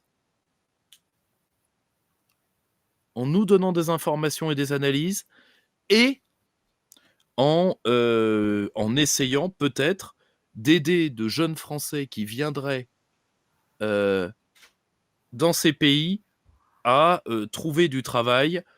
C'est de développer, même à l'étranger, la logique communautaire que nous devons avoir en France. Bon. Point 2. Point 3, d'être nos yeux et nos oreilles. Moi, je suis désolé. Alors, on va appeler ça espionnage industriel, si vous voulez. Moi, j'ai rencontré les vieux monsieur qui géraient ça pour le général. Je vais vous choquer tous. Mais à une époque, la France avait des services technologiques dans chacun de ses ambassades. Il n'y avait pas un truc qui se publiait partout dans le monde sans que nous soyons au courant. On avait tout intercepté. Ça peut vous choquer. Tant mieux. À vrai dire, je m'en fous. Mais il faut observer les pays où vous êtes. Les choses qui se publient et qui pourraient nous servir, les auteurs qui pensent comme nous et que nous pourrions utiliser, les revues, la technologie, tout ce que vous voulez, les nouvelles tendances, n'importe quoi. Vous voyez, je vais vous donner un exemple. Pourquoi au Japon, pays extraordinaire, on fait, comme en Corée, autre pays magique, des labos témoins pour les chercheurs étrangers. Pourquoi on ne les met pas dans des vrais labos? Parce que les enfants coréens et japonais reçoivent une petite formation dès qu'ils voient quelque chose qu'ils ne connaissent pas chez eux à l'étranger, à essayer de noter 2-3 trucs pour essayer de le ramener à la maison. Et c'est pour ça qu'on met des labos Potemkin, parce que sinon, dès qu'ils voient un truc, vous voyez? Alors que nous, on ouvre tout aux chercheurs étrangers. Après, on se fait piller et après, on chiale en plus. Alors, voilà tout ce que vous pouvez faire. C'est énorme. C'est énorme. C'est-à-dire, vous êtes un agent d'influence. Si vous voulez, n'oubliez jamais qu'on gagne une guerre quand tout le monde se sent personnellement responsable de la victoire. Absolument. Encore une autre question pour notre invité, Oracle. Oui, bien sûr. Nous avons une question alors de Slav Pragmatique qui aborde le retour de Slav Pragmatique. Comment aider nos jeunes? Alors il demande l'école de Marion Maréchal, qui est justement là pour répondre à la carence de formation et d'organisation pour les jeunes nationaux talentueux, entre guillemets. Est-ce une solution? Est-ce une partie de la solution pour aider nos jeunes? Une idée, Stan? Ou vous me la laissez, celle-là? Je vais répondre. Moi, au-delà, je pense qu'il y a un problème. Alors, bien sûr, toutes les initiatives sont intéressantes, mais je pense qu'il y a, comme l'a souligné Pierre-Yves, un problème de formation, et j'en parlais récemment dans une autre de mes interventions. Il faudrait qu'on trouve un moyen de faire de la formation de haut niveau pour les patriotes, mais en dehors d'un cadre lourd universitaire. Moi, je pense que le format, on met des jeunes qui sont en pleine force de l'âge pendant des années sur les bancs d'une université. C'est pas un modèle qui est adapté. Moi, j'aime beaucoup le format de l'atelier, du workshop, où on travaille sur des problématiques précises, un peu sur le modèle des universités d'été. Et je pense qu'il faut il faut trouver ce moyen de former les gens, mais de les former sur des thématiques très précises, très concrètes, très utiles dans leur formation intellectuelle, mais aussi dans ce combat pour notre société qui est le nôtre, et de trouver ce moyen de le faire de façon agile, c'est-à-dire hors de structures qui sont très lourdes, qui sont très, je dirais, administratives, avec beaucoup de servitudes, etc. Et je pense que de manière générale, s'il y a un mot-clé aujourd'hui, c'est qu'il faut de l'agilité, il faut de la souplesse, et on est dans un monde qui nous, et ça j'ai beaucoup travaillé là-dessus du point de vue de l'organisation et du management, on est dans un monde qui nous, entre une des moyens qu'il a de nous paralyser, c'est de nous écraser sous le poids de la bureaucratie qui est gérée par les médiocres. La bureaucratie, c'est une des armes des médiocres pour ralentir ou gêner les forces vives des gens qui veulent vraiment agir. Donc il faut trouver un moyen de faire le minimum pour pas non plus être, je dirais, attaquable et hors des clous, mais il faut trouver le moyen d'être le plus agile et le plus flexible possible. Et il faut trouver notamment sur la formation des structures qui permettent ce genre de choses. Alors, évidemment, bon, moi j'ai des copains qui ont enseigné ou qui enseignent à l'école de Marion Maréchal. Je pense au camarade Blanchonnet que je salue.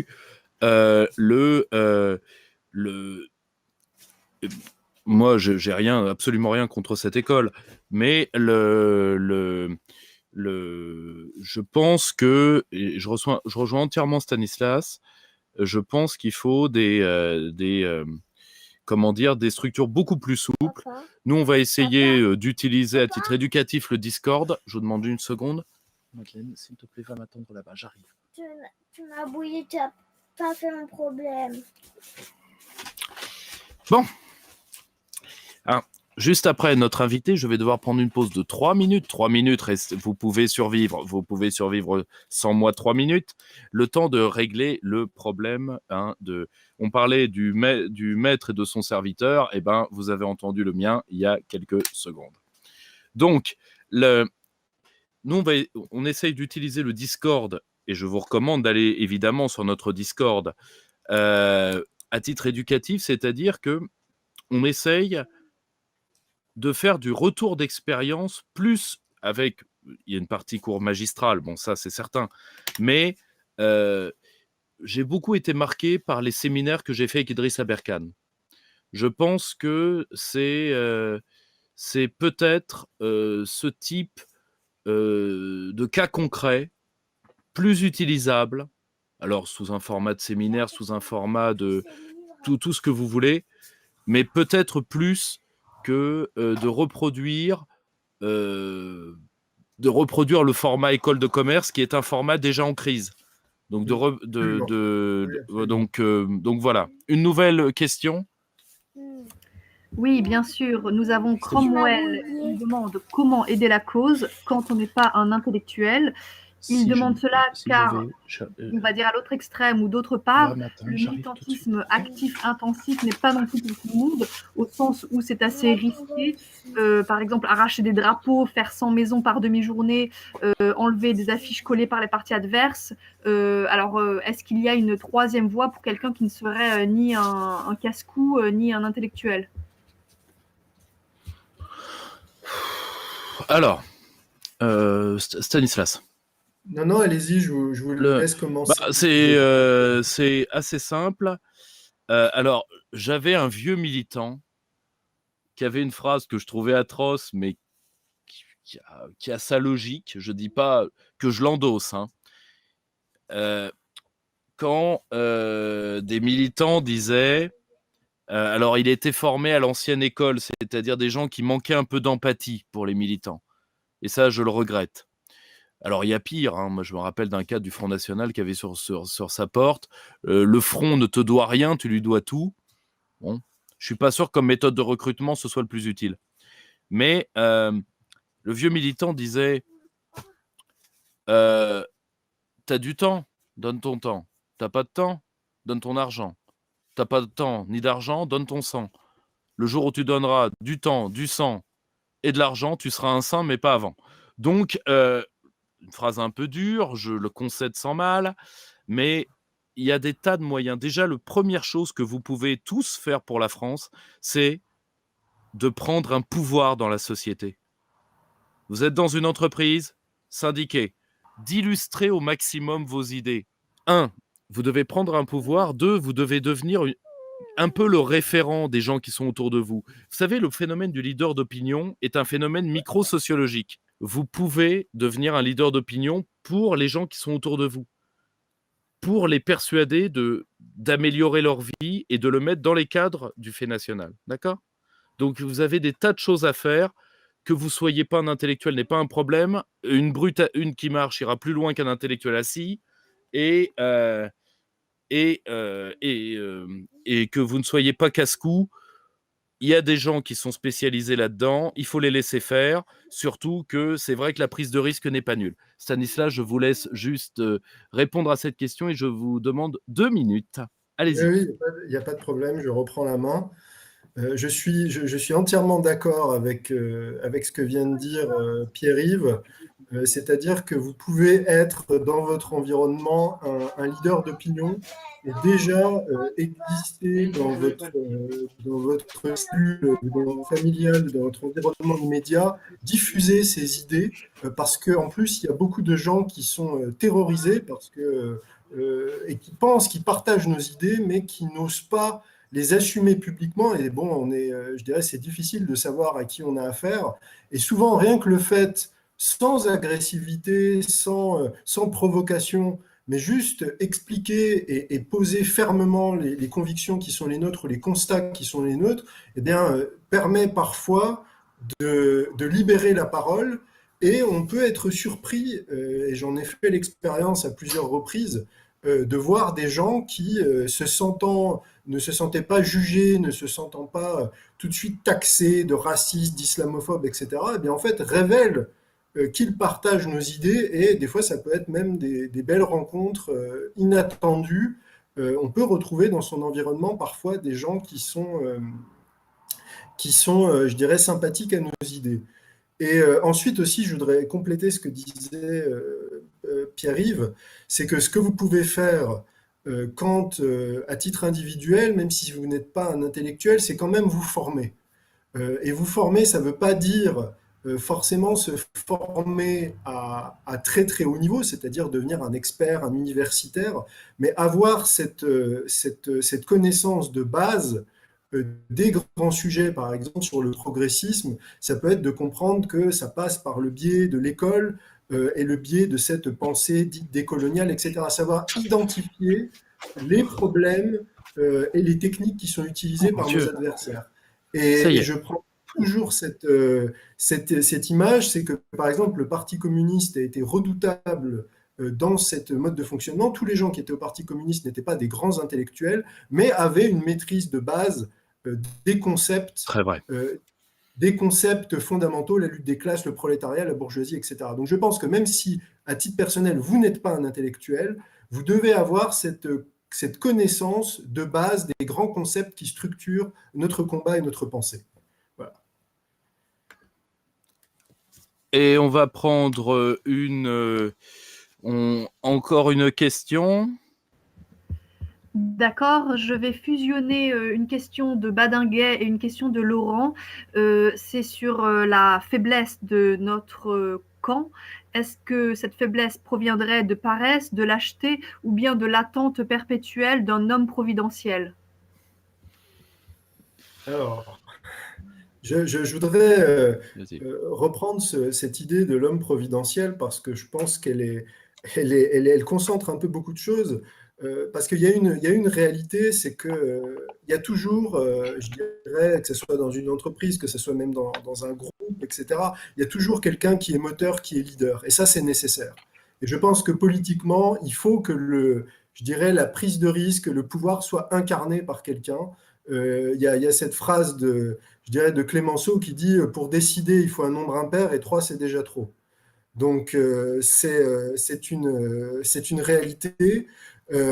Et ceux qui ont exercé des responsabilités, qu'elles soient associatives, qu'elles soient professionnelles, etc., le savent bien. Donc il ne faut pas, derrière cette idée de l'homme providentiel, je dirais rejeter cette idée. Il faut des leaders. Par exemple, qu'est-ce que serait le Trumpisme sans Trump, qu'aurait été la résistance sans De Gaulle? Il faut toujours qu'il y ait une figure qui soit, je dirais, le moteur, l'exemple, la figure de référence, et qui va être celui aussi qui va se prendre tous les coups. Qui va jouer le rôle de paratonnerre aussi, parce que ça marche dans les deux sens. C'est celui qui est mis en avant, mais c'est celui qui encaisse aussi. Donc il ne faut pas, je dirais, rejeter ça, et je trouve qu'il y a une des caractéristiques de nos adversaires, c'est de se cacher derrière le groupe. Il faut développer cette éthique de la responsabilité individuelle, et ce que je voulais dire aussi, qui fait peut-être écho, qui complète la question précédente, c'est ce que vous pouvez faire à l'échelle individuelle, c'est d'essayer à votre niveau de vous comporter en leader, c'est-à-dire de prendre des initiatives et d'assumer des responsabilités. Donc je pense qu'il y a ce point-là.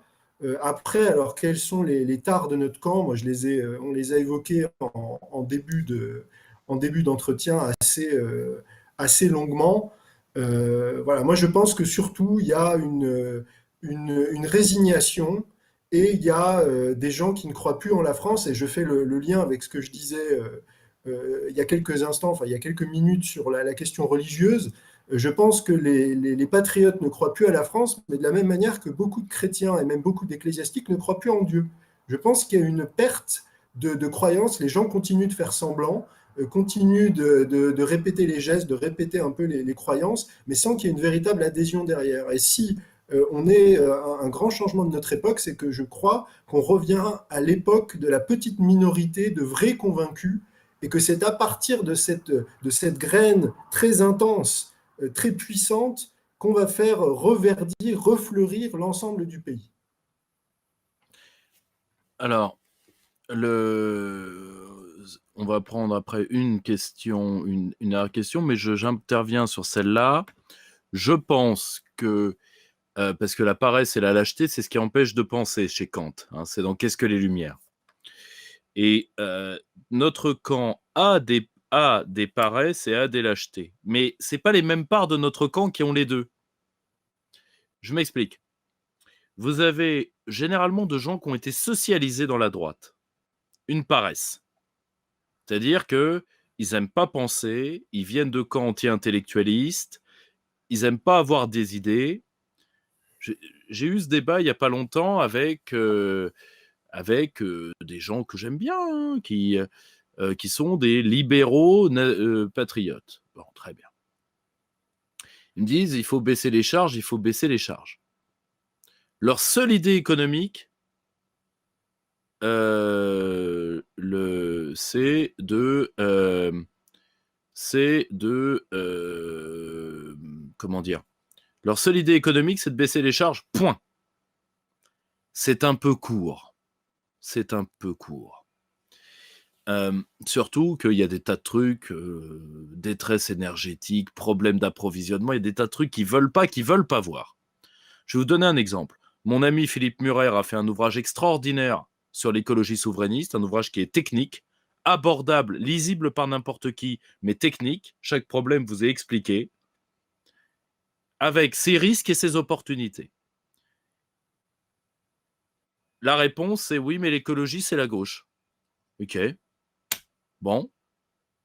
Qui, au passage, est une phrase de Marine Le Pen à la base. Donc, bon, très bien. Ça, c'est de la paresse. La lâcheté, elle vient de gens qui, généralement, travaillent, eux, qui appartiennent à la gauche du mouvement souverainiste. Ce sont des gens qui travaillent beaucoup. Mais, dès que vous les mettez à des choses qui peuvent remettre en cause leur acceptabilité dans le groupe sociologique qu'est la gauche, ils perdent tout moyen. Par exemple, l'islam, non. L'immigré, oui. Le problème, c'est que l'islam en France, c'est un produit d'importation. Donc souvent, l'immigré et le musulman, c'est la même personne. Désolé. Et vous voyez, alors souvent, alors il y en a qui sont à la fois paresseux et lâches. Mais bon, c'est pas la majorité du cheptel. En réalité, nous avons des paresses politiques et des lâchetés sociologiques. Il faut arriver à transcender les deux. Bon. Dernière question pour notre invité, mais ce ne sera qu'un au revoir parce qu'on se retrouvera vite. Oui, nous l'espérons. Elle a peut-être déjà bénéficié d'une certaine réponse, mais vu que c'est un tipeur cardinal de Richelieu, nous le remercions particulièrement. Il nous félicite d'abord, excellents entretiens chaque vendredi. Auriez-vous des plans, des conseils pour un jeune comme moi qui veut se former et prendre part activement aux responsabilités politiques ?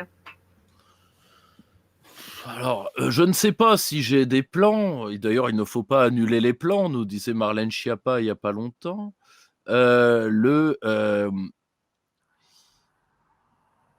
J'aurais néanmoins des conseils. Premièrement, il faut... Je pense qu'on réussit en tant que cadre politique. J'estime, à ma modeste place, avoir fait un ou deux trucs, parce que bon... tout le monde ne crée pas son propre groupe. Enfin, il y a beaucoup de gens qui créent des groupes. Mais des groupes qui durent 10 ans, pas tous, pas tout le monde. Je pense qu'il y a 3 grandes règles si on veut être un militant politique et être digne des responsabilités. Premièrement, il y a des hommes et des femmes irremplaçables. On ne se sert pas des militants, on ne s'essuie pas les pieds dessus, on ne les balance pas comme des Kleenex, on ne fait pas de la politique parce que la psychanalyse coûte trop cher. Voilà. Premièrement. Deuxièmement, il faut avoir une grande faculté d'admiration dans ce métier. Moi, j'admire tous les hommes qui font des choses que je ne sais pas faire. Et surtout, j'ai vu tellement de gens dans ce métier devenir des petits mecs dès qu'ils avaient un mandat, dès qu'ils avaient un truc, dès qu'on les appelait monsieur. Un jour, on m'a dit, mais pourquoi tu n'es pas... pourquoi tu ne fais pas de courbettes ? Pourquoi tu ne te rends pas service en léchant le sol, quoi, comme nous tous ? C'était pour une soi-disant dirigeante politique de premier plan que vous avez vu lamentablement se viander un soir de mai. Mais je ne donnerai pas son nom. J'avais répondu à Alain Pétran, oui, mais moi je suis gaulliste, j'ai déjà mes héros. Et mes héros avaient quand même une épaisseur un petit peu plus... Bon. Et face à ces gens-là, on est bien peu de choses. Donc il faut savoir quand même rester à sa place. Voilà. Et dernier point, être dans le faire, tu vois. moi, j'ai eu une chance, c'est que mes premiers patrons en politique, un, se foutaient de la cause, je le dis, deux, se foutaient des militants, et ça a été ma chance, parce que j'ai pu fréquenter des hommes que je n'ai jamais voulu devenir. Parce que on doit savoir quel type d'homme on aurait envie d'être, mais c'est bien aussi de savoir, c'était une phrase dans un vieux film de karaté que je crois que était avec Van Damme, qui était « Je te remercie parce que si je t'avais pas connu, j'aurais pu devenir comme toi ». Et moi, j'ai eu la chance d'avoir des mecs qui se foutaient mais complètement de la cause, complètement. Ils voulaient être députés. Pourquoi? Rien. Enfin si, pour le pognon, avant tout. Mais et puis les pognons, les mignons, tout ça.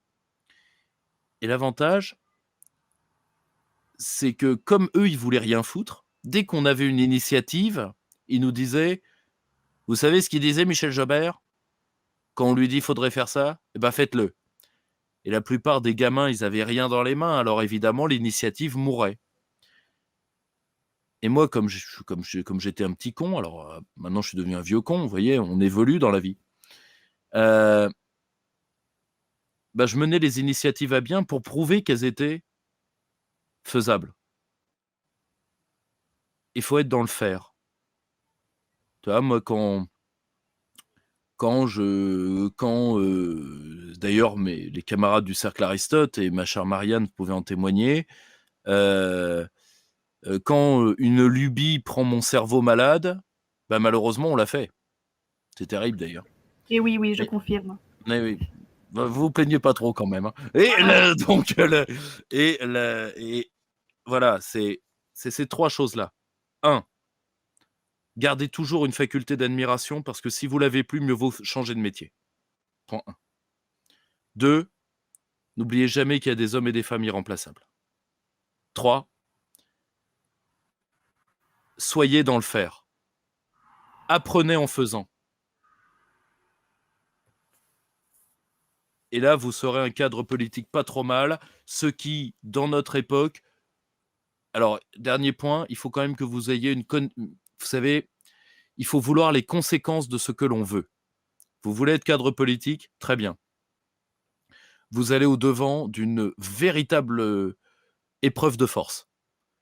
Parce que les 20 prochaines années pour la France vont être terribles comme pour tout le monde occidental.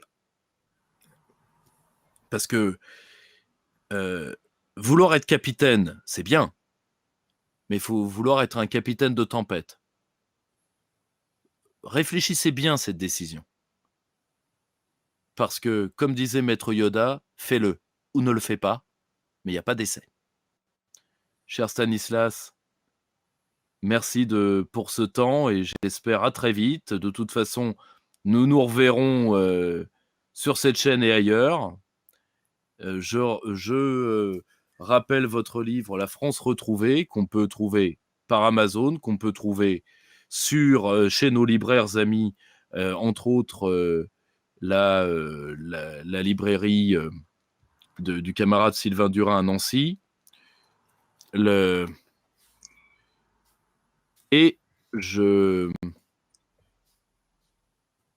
Excusez-moi, petit problème technique, c'est réglé. Je recommande également votre blog, parce qu'on n'en a pas parlé. Hein, donc, toute personne qui vous cherche tombera dessus, hein, Stanislas Berton. Et merci pour cet entretien. Merci pour la franchise du propos. Je vous dis à très vite. J'espère que l'expérience vous a plu. Et moi et mes camarades vous remercions beaucoup. Merci, je vous remercie beaucoup Pierre-Yves pour votre invitation et pour cet espace de discussion libre. Est-ce que j'ai juste encore quelques minutes pour compléter ce que vous avez? Je ne vais pas empiéter sur le temps. Non, pour le jeune qui nous demandait qu'est-ce qu'il peut faire concrètement, je lui donnerai deux. Je souscris à tout ce que vous avez dit. Je compléterai par deux choses. C'est essayer autant que possible d'avoir une expérience internationale ou extérieure, parce que c'est extrêmement enrichissant de sortir du référentiel français pour voir la réalité du monde tel qu'il est aujourd'hui et comment fonctionnent les élites du monde extérieur. Je vous dirais que ça passe notamment par le fait de maîtriser une langue étrangère, ça me semble indispensable, d'être capable d'évoluer dans deux cultures, d'évoluer, et souvent il y a cette erreur qui est faite par le camp patriote, parce qu'on est nationaliste, parce qu'on aime son pays, c'est une excuse pour ne pas s'ouvrir au monde. Et ça, et d'ailleurs, c'est ce que nous disent nos adversaires, vous êtes dans le repli sur soi. Mais on peut être comme un Japonais, comme un Américain, comme un Russe, aimer son pays, être ancré dans son identité, et malgré tout ouvert sur le monde pour enrichir et ce que disait Pierre-Yves tout à l'heure, faire revenir l'expérience et l'utiliser pour soi. Ça, c'est le premier point. Et je terminerai sur cet éloge du faire qui a été le vôtre. Au-delà de ça, il faut aussi prendre des risques. Confrontez-vous aux risques. Alors, pas des risques qui sont des risques qui peuvent être fatals, mais des petits risques. Faites des petites prises de risques qui vont vous apprendre à vous connaître vous-même, à trouver vos limites, qui vont vous montrer ce que disait exactement Pierre-Yves, ce que vous êtes capable de supporter, jusqu'où vous pouvez supporter, et surtout qui vont vous mettre face à vos responsabilités et face aux conséquences de vos actions. Et je pense que le meilleur moyen de rester un homme droit, compétent et, je dirais, avec une éthique, c'est d'être toujours exposé aux conséquences de vos actions. Stanislas, merci beaucoup. Et je vous dis à très vite. Merci beaucoup. Sur la chaîne du Cercle Aristote et lors de nos initiatives. À très bientôt, très bonne soirée, merci à tous vos spectateurs et je vous dis à très bientôt. Très vite. Mes camarades.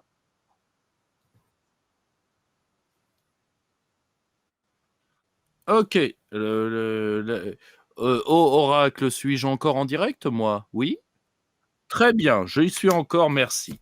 Donc, notre deuxième invité arrive, chers amis. Donc, nous allons le patienter. Eh bien, comme on ne va pas se regarder dans le blanc des yeux numériques, je vais quand même vous faire une annonce ou deux. Hein. Bon, ça ne va pas vous changer. Donc, rejoignez-nous sur Discord, rejoignez-nous sur Facebook, rejoignez-nous sur Twitter, rejoignez-nous sur Gab, rejoignez-nous sur VK. Est-ce que j'en ai oublié un? Il y en aura. Pardon? Ah oui, et surtout sur notre groupe Telegram où vous êtes quand même près de 800 maintenant. Hein, pour un groupe privé Telegram, c'est pas mal. Donc, et n'oubliez pas de nous aider, page Tipeee, dont Tipeee Stream pour les questions. Et voilà. Ah oui, et oui, merci mon Jiminy Cricket numérique. Alors, je vous ai concocté quelques vidéos qui arrivent, hein, une sur, comment dire, sur les braves Iseult et consorts, que j'ai appelé expropriation culturelle. Une sur génération identitaire et une autre sur la cancel culture. Abonnez-vous à la chaîne, n'oubliez pas la cloche.